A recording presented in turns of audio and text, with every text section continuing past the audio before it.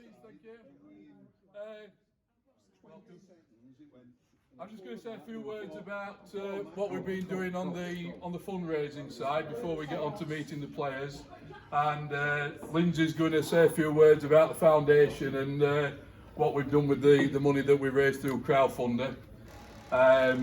We've got one player here who you've obviously already seen who we're going to announce tonight, and the second player is a new player, and he's been here today looking at houses, so we've done an interview with him and we're going to put that on the big screen after Lindsay's been up. It's pretty tough out there trying to get sponsors this year. Surprise, surprise. We've been quite fortunate that the majority of companies have stuck with us. We have struggled a little bit for sponsors on the shirts.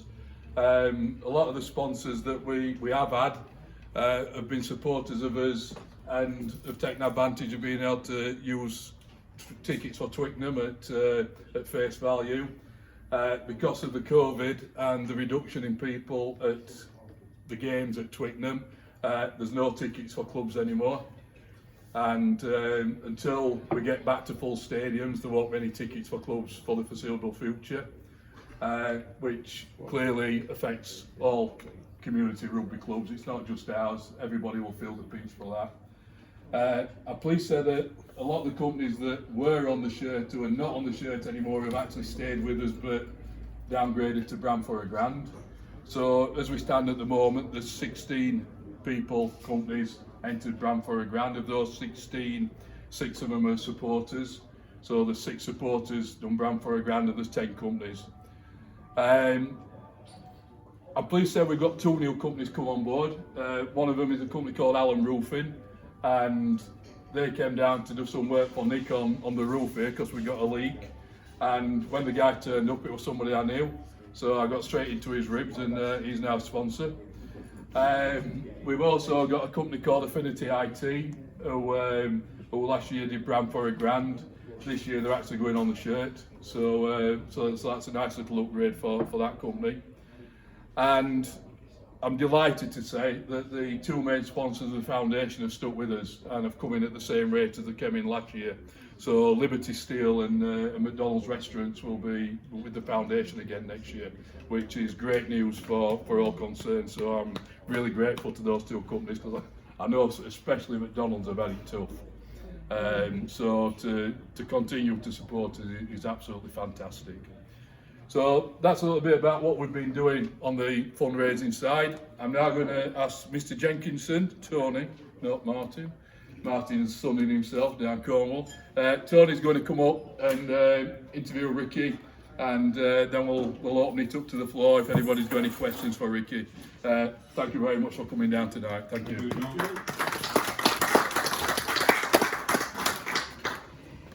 So, quite obviously with our latest players that we're going to introduce tonight, your friend and John's friend, Ricky. So can we just show our appreciation for Ricky's time? So big man, let's deal with last season first of all. What a weird way to finish. What were your thoughts on the boys? I think it was pretty forgettable in some ways and then unforgettable in others, obviously. Personally, probably just want to draw a line under it and not speak about it again from my own point of view. And I think from the club's point of view, I think we'd probably like to do the same. You know, it was a tough year all round. I think we probably lost a little bit of identity. We didn't really play like the Rotherham of old. Yeah, I think we've got a real good opportunity now to rebuild and lay some good foundations and you know, really start it again strong yeah, see what we can do this year. Hopefully get promotion and away we go. But yeah, it's not going to be easy.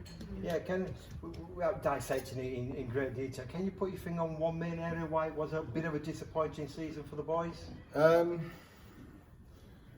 Yeah, we lost some key players really early. To be fair, like we lost a lot of experience.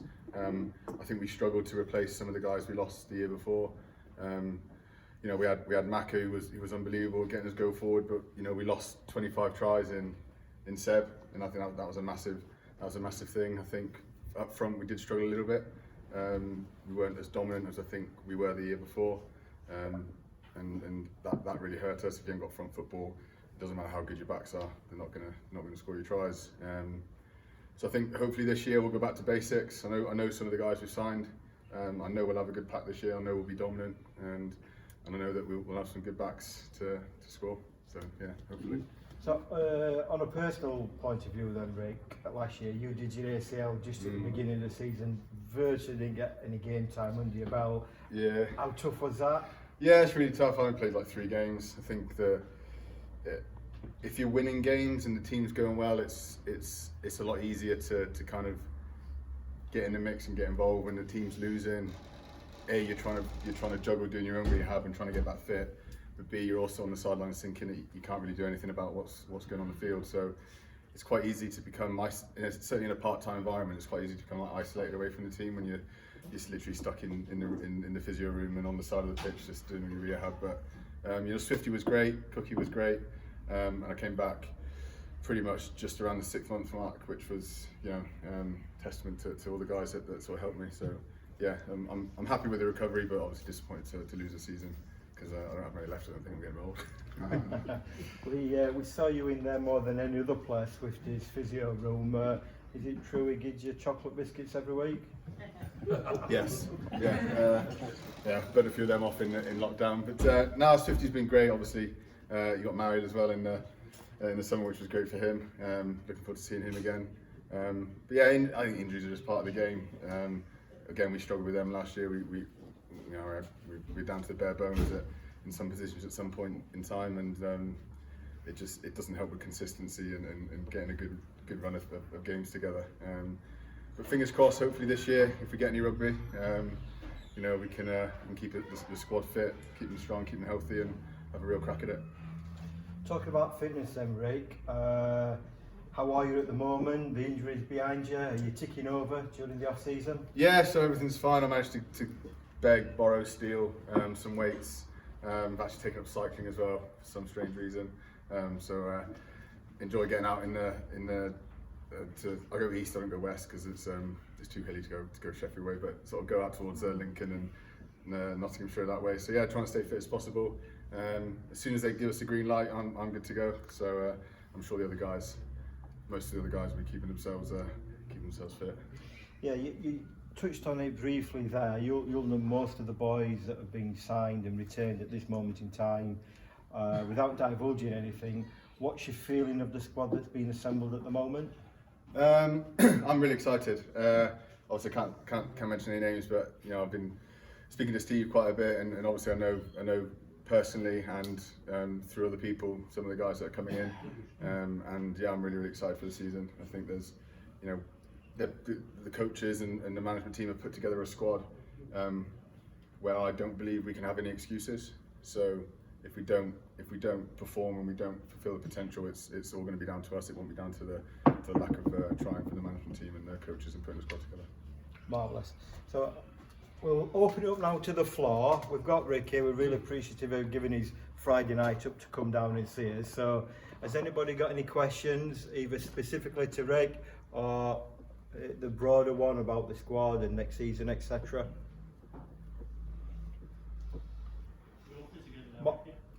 I'm all good to go. Yeah, I'm as fit as I can be, I guess. But yeah, so yeah, I'm good to go.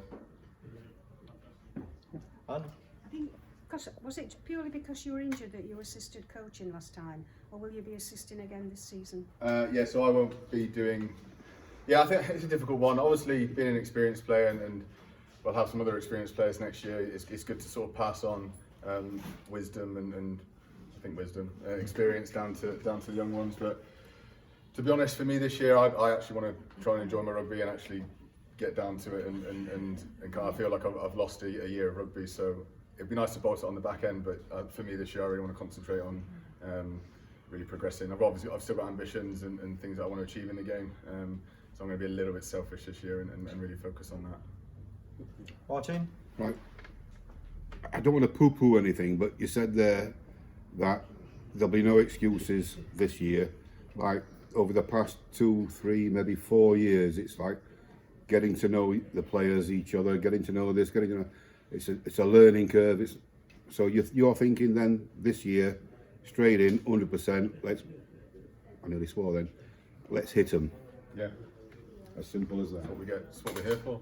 Yeah. It's what Martin invests a lot of time, effort, and money into doing. And you know, we owe him, we owe the fans, we owe the club, all the guys that are coming back for a second or third year under this new model. You know, we need to start giving something back. Like last year was unacceptable, and yeah, we owe everyone in this room certainly. Well, that's what Martin said last week, which is a fair comment. You know, it didn't help that the termination of the league ended the way it did. Not your fault. No. But at the end of the day, you finished in the position we did. Yeah, we got So what we it is our deserved. fault. We got what we deserved. Yeah. We were putting a bit of a run together, and you know, it's all what's ifs and maybes now. At the end of the day, we did get what we deserved. We've made our bed now. We've got to line it for a year. So and again, crack on. without saying any names, you say that you know some of these chaps that's coming on board. Yeah. New signings I'm talking about. Yeah. Have you played with some of these before? Maybe. I can't tell you. I can't tell you that, I'm afraid. We should know better, Martin. I can't tell you that. You can't. Right, okay. Back door of that, Martin. I'm not a politician, by the way. No. And I don't work for CNN either. Nice try. No, I couldn't possibly divulge that. Okay. Movies? Because we do know, for those that were here last year and have seen the video from last week and saw the video from last week, that like Martin says, it, the crux of the peoples that's coming here to are not venturing from miles away to come to us. So again, between them lines, yes, we know they ain't going to be too far away, be it Yorkshire or, dared as one say, going down towards Nottinghamshire and that thing. So, okay, it is. But there's only one good Yorkshire. Thanks for that, Martin. Anyone else got a question for Ricky? Please. I've got a bit of advice for it. Don't try sidestepping anything like this time, you know, I'll, just keep it just straightforward, Yeah, no keep sidestepping. it straight now. I'll give that one a miss. It's probably sound advice. Not the first time I've heard it either. You No. say you cycle, where do you get your bike I've just got a new one actually because the other one was creaking a bit too much when I was riding it. So, yeah, I've got a new one that actually can carry someone of my flattened build. Yeah. So no, it's been good. It's a weird one, isn't it? You know, everyone's suffered in their own different ways through this lockdown period, and you know, it kind of puts things into perspective when you do it. And a lot of my friends are taking up different activities, different things outside of rugby now, where rugby kind of was a dominant force in our lives, and you kind of, you know, you train from start of July and then play until the end of April, and then you have 2 months off and then you do it all again. So it's been really quite refreshing actually to sort of do different things, but that sort of hunger now is coming back, and obviously the rugby's starting tonight, and I'm sure that'll just sort of, you know, light the fire under everyone else who's obviously not at that level, but who still wants to play, and then hopefully it won't be too long. Yeah, and then hopefully it won't be too long now. I know you said you can't mention any names or anything, but will it be easier to knit the team together with players that you know that are going to be there? That's a good one. That's probably something for Steve, to be honest. I mean, I think knowing who's coming, I'd like to think that there's enough sort of experience and enough sort of game sense to be able to just slot in and do what we want to do. I don't think the game plan will change too much from last year. I know Steve and Martin want a dominant pack, so it starts there. I think the rest will, knowing some of the names, we will have that. I can absolutely guarantee it. And the rest will take care of itself, I think. Do you think it'll knit together easier than it did last year? Yeah, I think it's difficult last year. Obviously, change of coaches, another change of coaches midway through the season, and probably just lacked a little bit of clarity, a little bit of consistency. Having had Steve for sort of 6 months now, he's got his ideas on how he wants to play. He's really upfront and to the point of what he expects of the boys. And it's down to us to carry that out put it into the game and you know do what he wants us to do. Well said. I think this was last week as well, but do you think we'll be in second division next year? I'd be really disappointed if we weren't. Like we have to target going up. Like call it arrogance, call it confidence. I don't really care, call it whatever you like. Like we have to target going back up. You know, this club, the history, the esteem that's held within the country or the world. You know, look at some of the plaques on the wall. There's no way we should be playing. You know, with the greatest respect to it, there's no way we should be playing in this league. It's our fault that we are.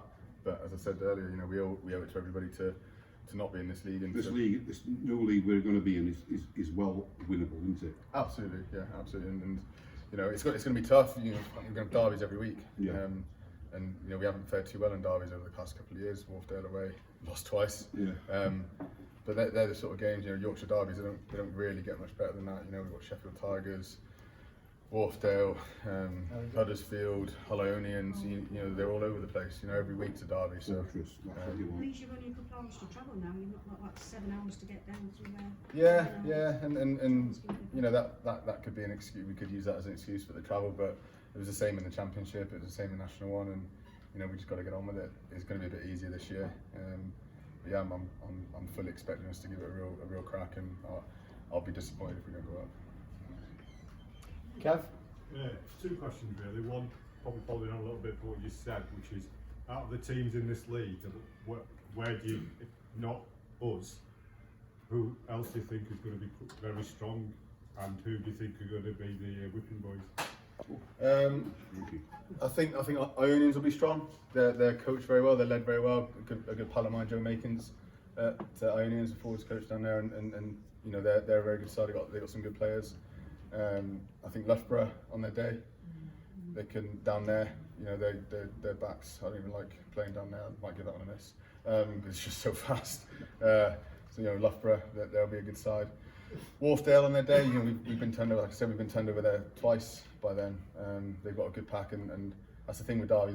On any given day, anyone could be anybody else. So we've just got to make sure that we get the right side of the results. And I'm not going to say it's going to be a perfect season. It's not. It's going to take time, but you know we've got a job to do at the end of the day. And to answer the question about the whipping boys, I'm probably not going to answer that. I think it's a bit unfair to go down that route. So, yeah. I saw a lot of Tigers feeds, and they've had quite a dominant team somewhat in that league previously, and they've got quite a few ex-Titans now. Yeah, they're well coached by Bomber and by Broaders. We actually did some training against them last year. I didn't, but the guys did some training against them last year. And they're well, as I say, they're well coached, they're well drilled. They do the basics very well. As long as Broaders isn't playing, we've got a good chance. That's Sod's law, though, isn't it? So you know, I think Swats has stopped playing hopefully as well. So yeah, we might have a chance when we play them. As long as we're not up there in December, because that's just We were on the fixture list that came out. I think we were there the 19th of December. Really? They're here for Christmas actually on that one. Yeah. Are they here? Are they? They're here. I'll play that one then. It's cold, even when it's summer. Any last question before we bring Lindsay up? A quickie, you mentioned Loughborough. We know it's plastic pitch. Is that the only plastic pitch in this league? I think Starbridge have got one. Preston have got one.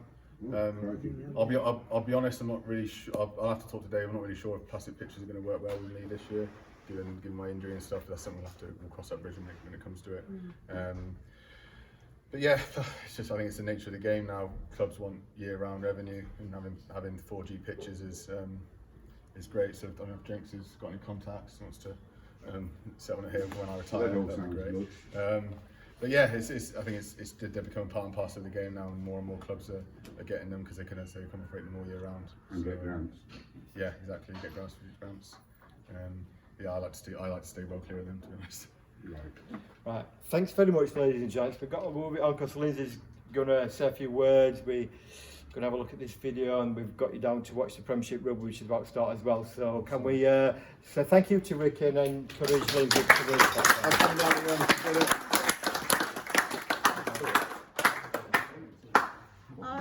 Thank you first of all to every single one of you who put your hands in the pocket for your crowdfunder.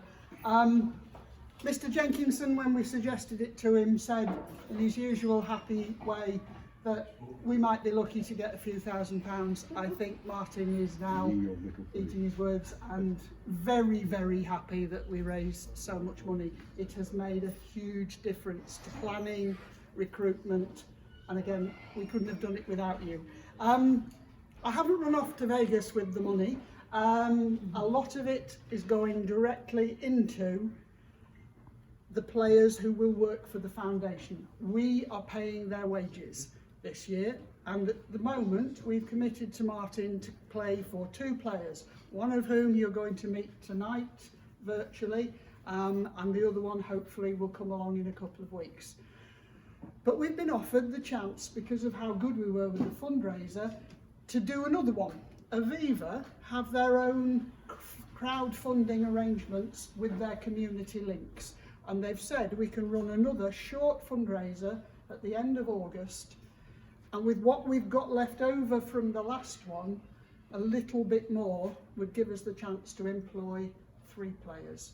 And with the struggle that we're having at the moment to find jobs for some of the boys, that would be an enormous advantage. It gives me the chance to go back to Steve and say, I'll turn him into a teacher somehow, just get him. If he's what you want for the rugby, we will sort him out.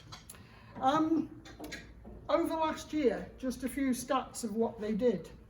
Over 3,000 children worked with our players from September through to when we stopped.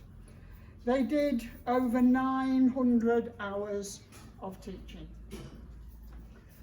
There are 85 primary schools in Rotherham. We've been in 45 of them. And I want to get to the rest, if possible, in the next few years. They've done walking rugby. They've done college days about mental health and about stress. They've done healthy lifestyle programs from 3-year-olds up to 11-year-olds, watching the great big giraffes, Frosty and Paddy, trying to get 3-year-olds to do activities is still one of the funniest things I've ever seen. And Gus going around picking up the ones that fell over at the back. Absolutely brilliant. We've had mascots here, children with special needs, children with medical conditions.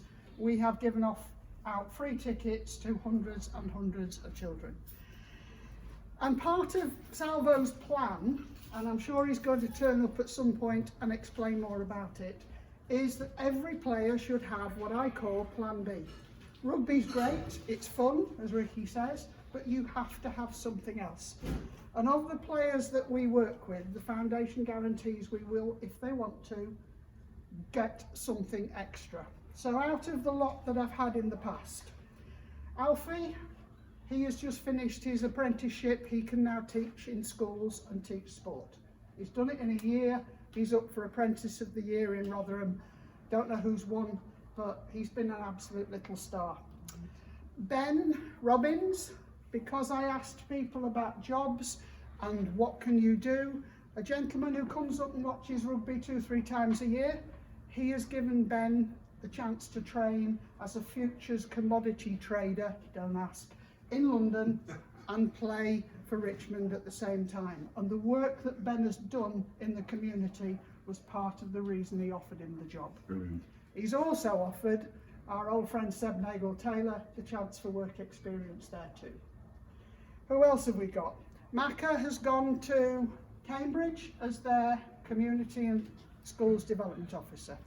Again, on the back of what he's done with us.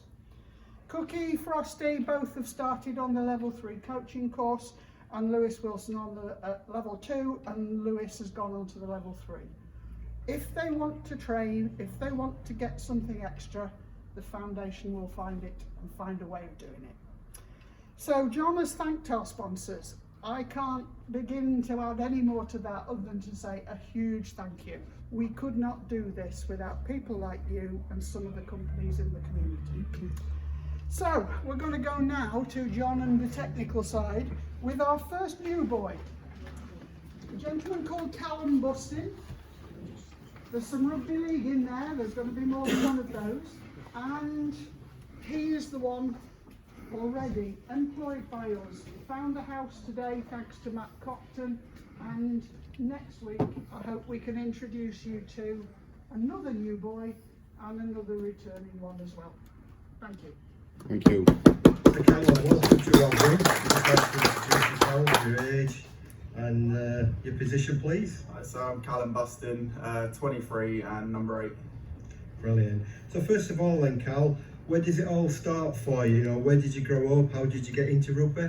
So I'm from southwest London near Heathrow Airport. So I started rugby at the age of 4 when my dad took it up and we went down to the rugby club with him. And then ended up playing rugby league for a while and didn't come back until last season to Yorkshire Carnegie to hop back over to Union. Right, so tell us about your experience in rugby league. Who have you played for?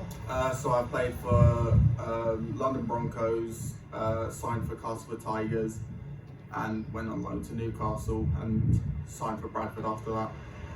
Brilliant. So how did you make the transition from league to rugby union?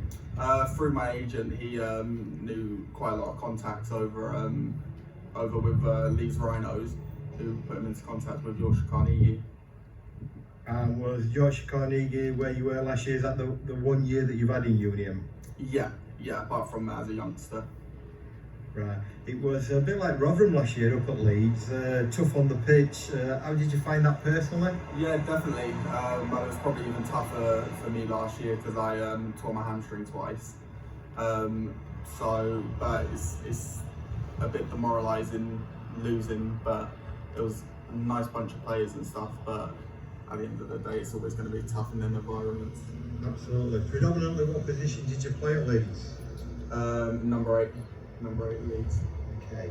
Now, Titans head coach Steve Salvin, I believe, started last season as forwards coach up at Headingley. Is that where you first got to know Steve? Yeah, so I knew him from until he left Yorkshire. He's the main reason why I'm here at the moment. He's really keen on getting me down here, and it'll be nice to have him as a coach next season. Yeah, what can you tell us about Steve? Anything we don't know? I don't think so. I know. As your forwards coach last year, I'm guessing you picked up 1 or 2 good pieces of advice from Steve? Yeah, definitely. Well, he was helping me out, obviously coming from rugby league and forgetting about some of the rule changes and stuff. He was keeping me on my toes with them, so it'll be nice to work with him again. Okay, so what do you know about Rotherham Titans?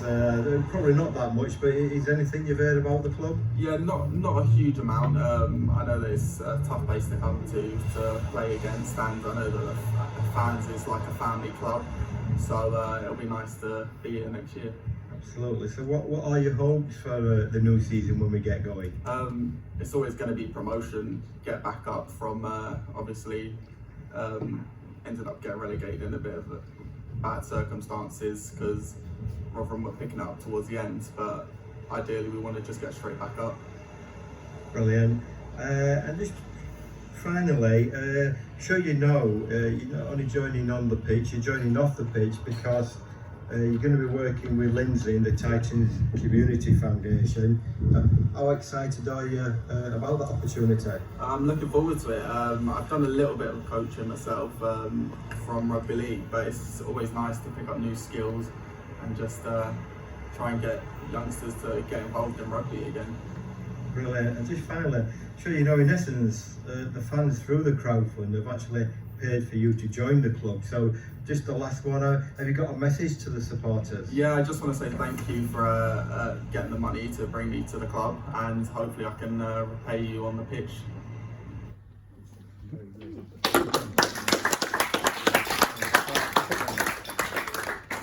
So that's Callum.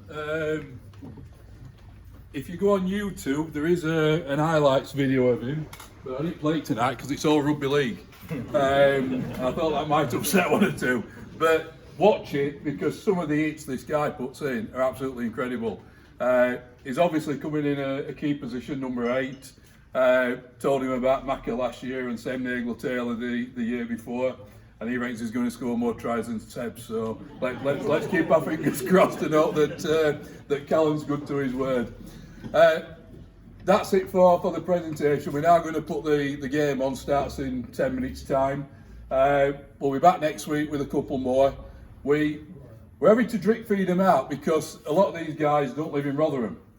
So we took advantage today of Callum coming up and looking at a house, and he's obviously got that sorted now. We're trying to get people in as quickly as we can.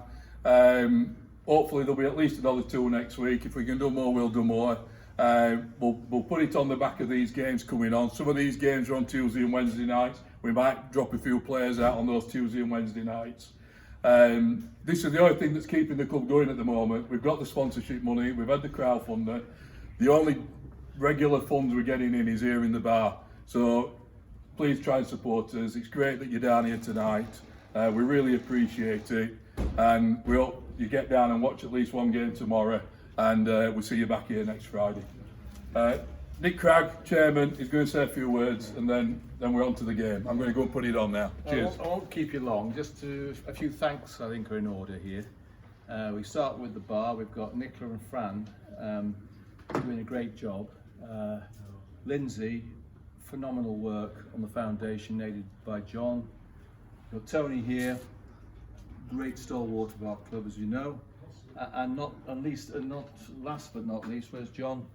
John Whaling, who's been tremendous in the fundraising and generally organising, getting this club back running again, which has been not an easy task. A lot to do. As he says, this is where the revenue's coming, only from here at this moment in time. We've got fixed costs to meet. We've got to keep this place going. I know that some people are nervous about going out, but you can see this is a great space to get social distancing. It's a great ambience. It's a fabulous place. Thank you for coming down tonight. We're opening Thursdays, Fridays, Saturdays and Sundays. So really come down and support. Thank you so much. Thank you. Thank you.